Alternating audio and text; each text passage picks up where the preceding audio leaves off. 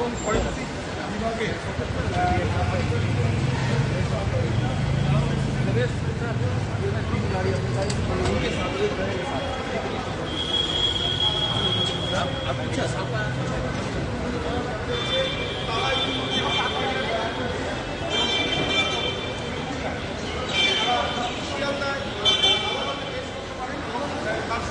ঘটনাস্থল পরিদর্শন অভিযুক্তকে কলকাতা পুলিশ গ্রেফতার করেছে বা তাকে যোগাযোগ করতে পারে। এই ঘটনায় কেউ বা কারাদণ্ডিত তথ্য প্রমাণ কি কি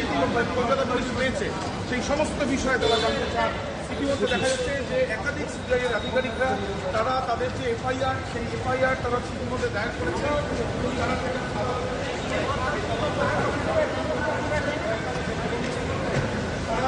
দেখা যাচ্ছে যে দিল্লি থেকে বিশাল টিম তারা এসে পৌঁছেছেন। তারা এর আগে আমরা দেখেছি যখন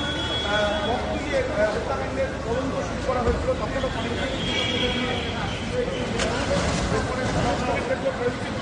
নিয়ে আসা হয়েছিল এবং এবার আমরা দেখছি যে আর্জি করে